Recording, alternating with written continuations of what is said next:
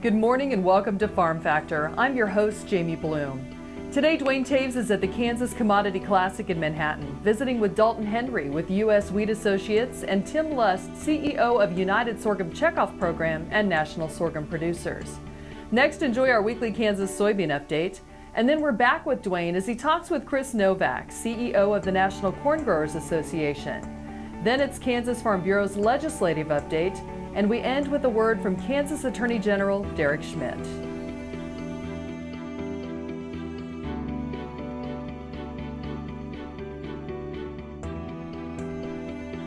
Closed captioning brought to you by Ag Promo Source. Together we grow. Learn more at agpromosource.com. This segment is brought to you by Kansas Wheat. Learn more at rediscoverwheat.org. Welcome to Farm Factor. Let's join Duane and Dalton Henry with U.S. Wheat Associates as they talk about export policy promotion of U.S. wheat products. Duane Toews joining you once again with Ag AM in Kansas while at the Kansas Commodity Classic held in Manhattan. Chance to catch up with Dalton Henry with U.S. Wheat Associates. And Dalton, you had the opportunity to talk with growers from across the state of Kansas. You worked here, now in Washington, D.C., and spending more time on the East Coast, but still your focus on wheat growers and wheat producers and making things happen for them in a positive way. Absolutely, Duane, and it's been great to be back in Kansas for the Commodity Classic and a chance to catch up with a lot of growers that I'd worked with previously. And I think, yes, I have changed spots around and now working for U.S. Wheat, whose primary focus, rather than being on farm policy, maybe as I'd worked on in the past, is now a lot more on export policy and export promotion of U.S. wheat products. We know that wheat is one of the most trade-dependent commodities that we produce in the U.S., and so being able to maintain exports is really key to farmer profitability. We think about where our market share is going to come from and the dollars and cents that actually come back to the producer. We grow a whole lot more of it here in the U.S. than what we're going to consume.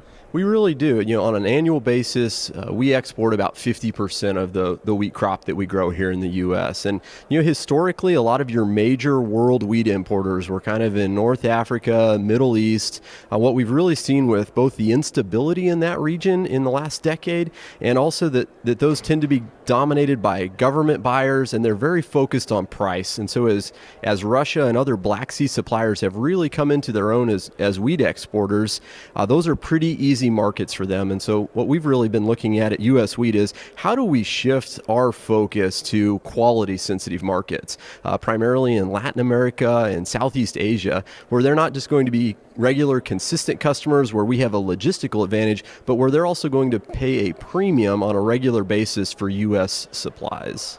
We think about some of the work that's gone on right here in Manhattan at Kansas State University and the International Grains Program, making sure that customer is successful with the product we send them. It really is, and that goes back to kind of the traditional trade servicing and technical assistance, and realizing that export promotion is really a long-term project, and it's something that we've got to continuously be training millers how to use U.S. wheat, how to make it work best for their products, working with bakers on what blends or what they can do differently to better meet their customers' needs, and at the end of the day, trying to make it as easy as possible for those customers to purchase U.S. wheat supplies.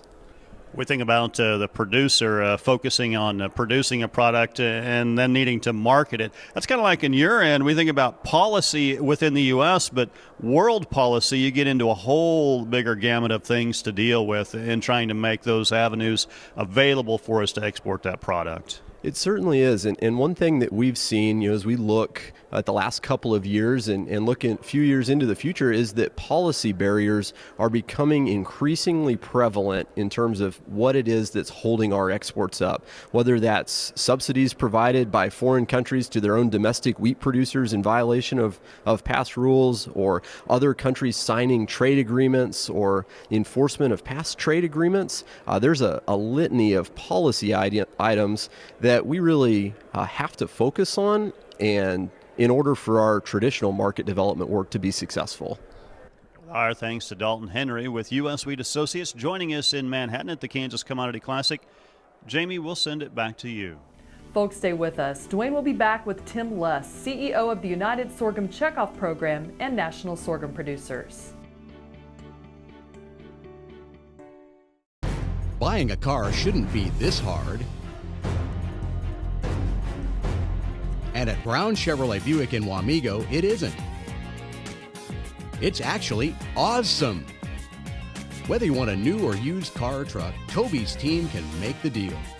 Even if you want to custom order a new car or truck, Toby's team can make the deal. See Toby's team at Brown Chevrolet Buick in Wamego. We're awesome. Ag Promo Source is a unique group of marketing specialists with one mission: help your ag business grow. Each affiliate has their own area of expertise, and they work together to bring you advice, products, and services. To get started, visit agpromosource.com. Ag Promo Source. Together we grow.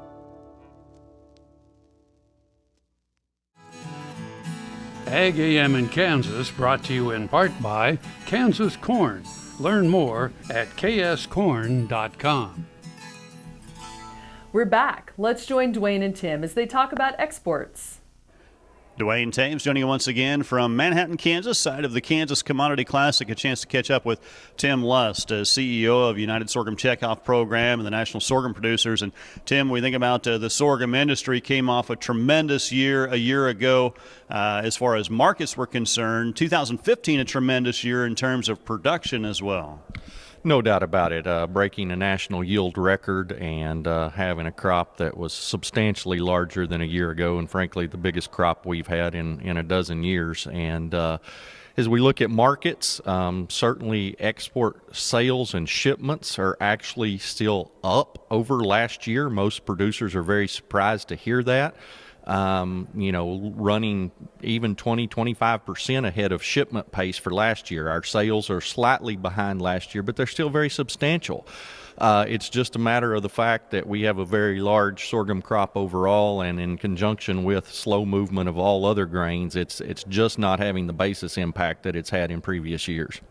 That is one of the misnomers that I wanted you to dispel, that a lot of talk in the country that China's not buying. That's not true. It's just that China doesn't have to pay what they paid a year ago. That's absolutely right. China is still a huge buyer, and I think the other thing that's really interesting this year is where last year literally we had basically two customers in the world.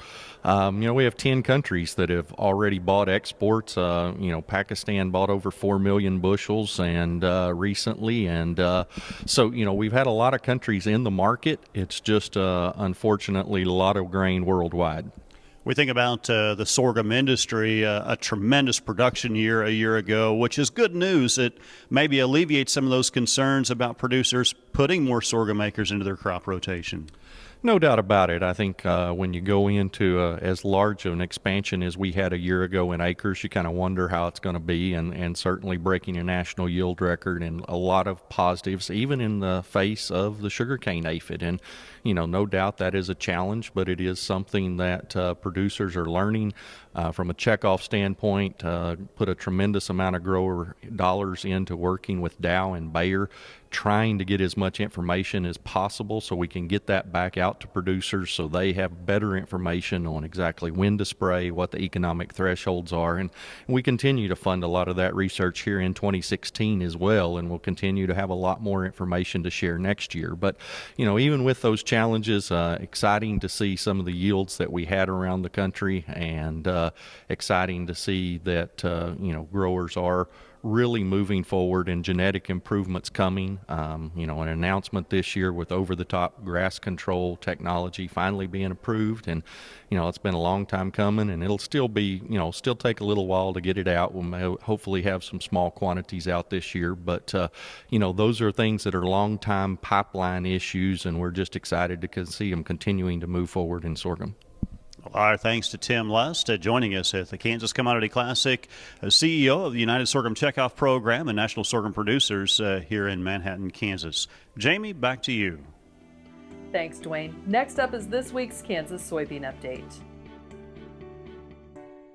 Kansas Farm Bureau, the voice of agriculture, represents grassroots agriculture. The state's largest and most powerful farm organization stands up for its members through leadership development, agriculture education, legal defense, environmental advocacy, farm safety, and risk management. Members also enjoy money-saving benefits. To join our organization today or to learn more, go to www.kfb.org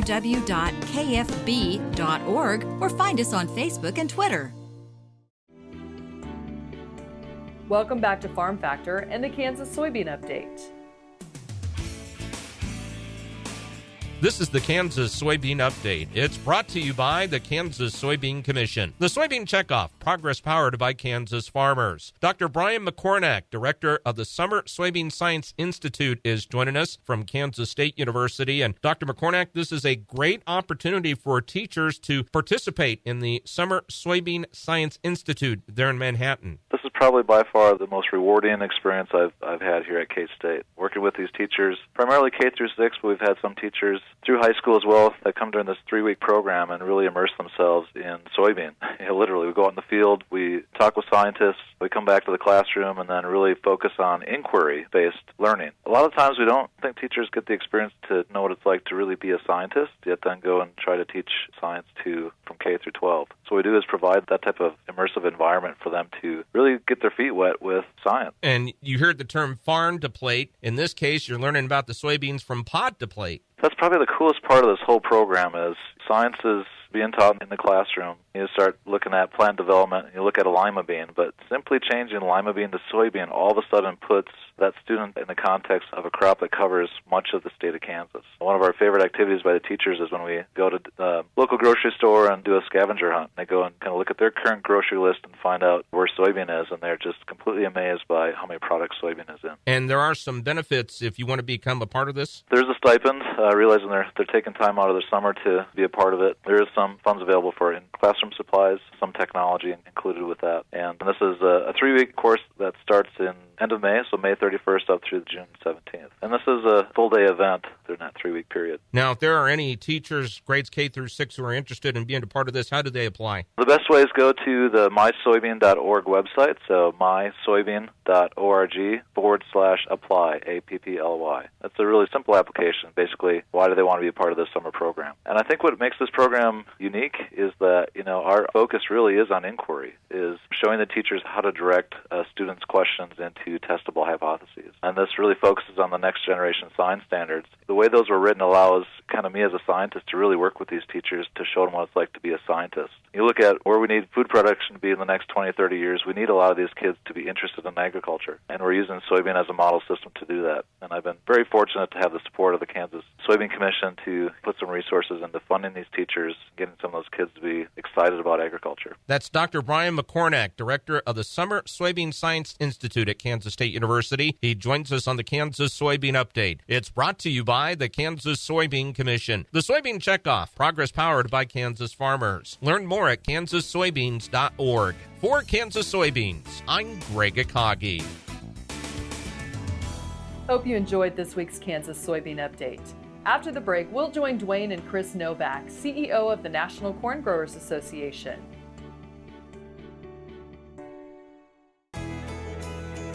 Biodiesel made from sustainable resources is diversifying our fuel supply. This year, biodiesel will displace over 1 billion gallons of fossil fuel nationwide. It's making our economy stronger and our communities healthier. It's working here and across America. Get biodiesel going in your community. Visit americasadvancedbiofuel.com.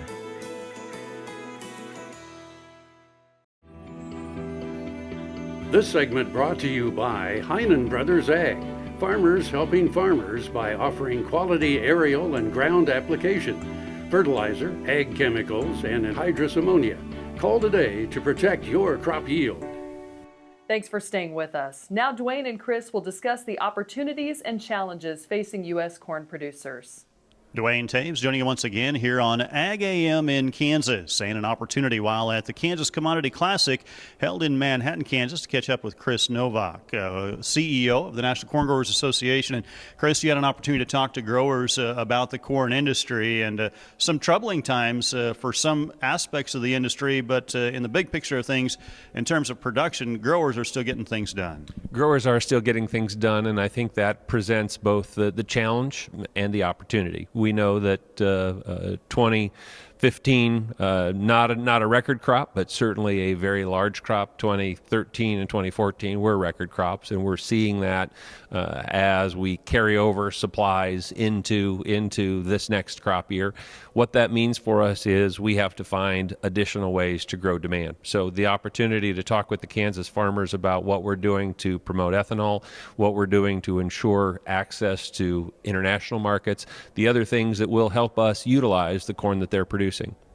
And isn't it ironic that it wasn't that many years ago when ethanol really started to take a foothold, there was those discussions out there of how will we ever grow enough to supply all the needs that we have, be it from the livestock, export, and ethanol markets. And just a few short laters here where we've got stocks numbers that are a bit cumbersome. I saw a flyer recently that was sponsored in part by the folks in the petroleum industry, and they're still talking about food versus fuel and how the fact that we can't produce energy from corn without shorting our food supplies. And yet, as we look at record crops, as we look at the stocks that farmers are holding on their farm, I think we can probably put those myths to rest. The challenge is farmers have proven throughout history that their productivity, their opportunity to use new technologies and to produce more year on year is going to be able to meet the demands for food, for fiber, for feed for our livestock, as well as for the fuel that's running our cars today. You referenced that our producers are extremely dynamic in their abilities to overcome those challenges. Regulations, government-wise, we still continue to battle some issues there. It is an issue, and one of the messages I left with the Kansas farmers, this is the time where you do tighten your belts, you buckle down, you figure out ways that you can cut costs. And it's frustrating to those farmers as we're looking at regulatory challenges. A new Clean Water Act proposal from the U.S. EPA stayed by a court decision out of North Dakota, and so therefore not being implemented, and yet farmers are committed to clean water. We have offered to work with the agency, have attempted to work with the agency, and yet there wasn't a willingness to listen, and so we've filed suit on behalf of our farmers. And yet at the end of the day, we know that farmers need clarity in the rules and regulations governing clean water, governing environmental management on the farm. We're willing to work with the agency to do that. We're just hopeful that there's a new agency, a new spirit in the next administration that may be more open to sitting down at the table and working through these challenges. Our thanks to Chris Novak, CEO of the National Corn Growers Association, joining us at the Commodity Classic in Kansas. Jamie, we'll send it back to you. Thanks, Duane. Folks, come back after the break for the Kansas Farm Bureau Legislative Update. Soil is the life of a farm, and for 25 years, SureCrop Liquid Crop Nutrition has helped growers produce abundant quality crops while preserving and improving the soils they steward. SureCrop offers complete soil and plant analysis with cropping recommendations, delivery direct to your on-farm storage, and quality crop nutrition custom blended for your field. Choose SureCrop for the assurance of excellence for your soil. Call today or visit their website for more information.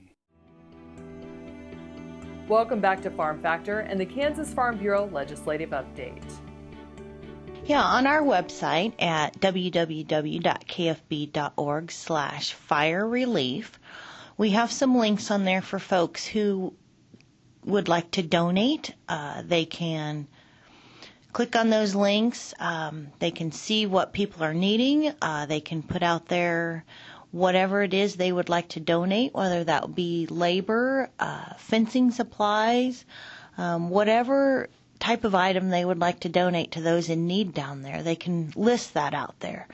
And then for those who have been impacted by the fire can go to the same website and see what's available and they can also list the things that they're needing. So it's just an exchange of information for those who are wanting to donate items and those who are in need of those. Donate if you can. This is going to be a very long road to recovery for those impacted.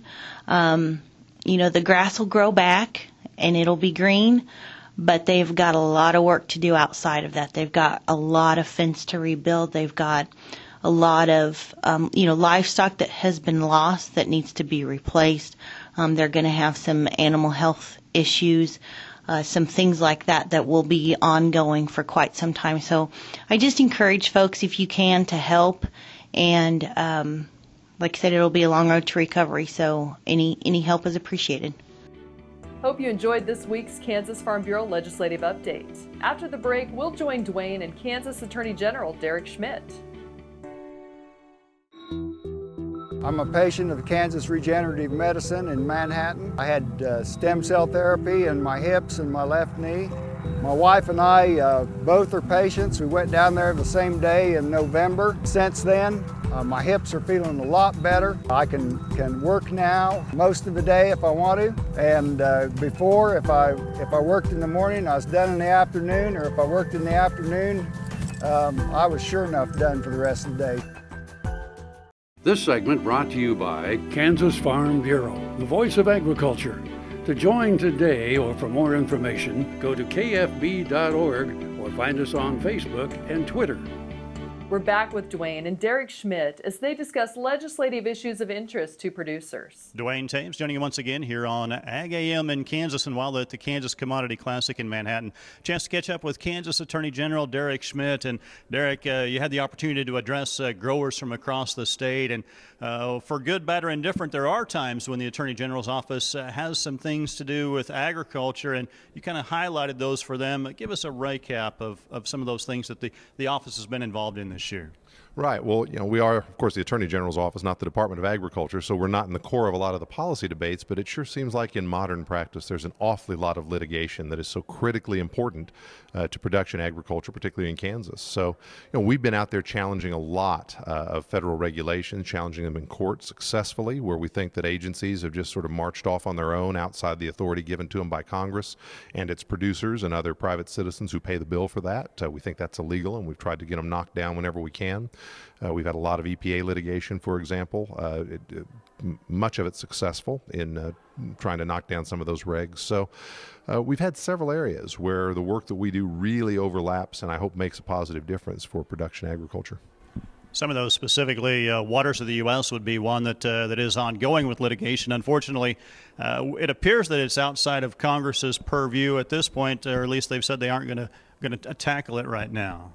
Well, I mean, certainly from a selfish standpoint, I would welcome Congress just reining in EPA with respect to the waters of the U.S., but they have to make their judgment on how they deploy their scarce resources. We're not going to wait around to see if Congress acts. We're among a group of states that have filed federal litigation challenging the authority of EPA to implement its WOTUS, its Waters of the U.S. rule. And so far, the federal courts have agreed with us. We have that rule on hold by federal court order, at this time indefinitely. I can't promise you it'll stay indefinitely, but for now we have them blocked because we've convinced the federal judges that EPA does not have the authority to do what it has done. Other issues that you referenced in that talk were about immigration policy in Chesapeake Bay, a number of things that appear to be maybe far from the borders of Kansas, but ultimately do have an impact. Yeah, the immigration issue, we're very careful at the AG's office. We don't wade into the policy debates, which are raucous and important and big, but our view is whatever the right outcome is, it has to be decided by the people's elected representatives in Congress. And when the president proposes an immigration reform and Congress says no, he simply cannot then go ahead and do it anyway, which from our vantage point is what he's done with some of his immigration executive actions. That's why we filed suit along with 25 other states. We've convinced federal courts so far to block all of that.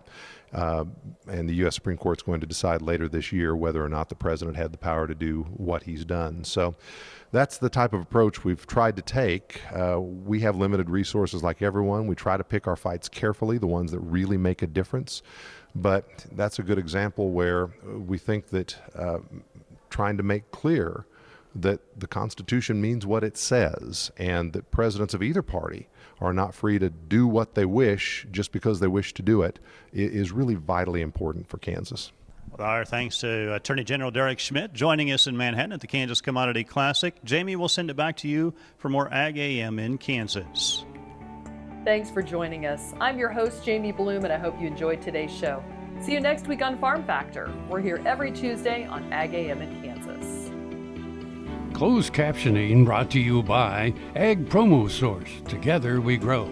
Learn more at agpromosource.com.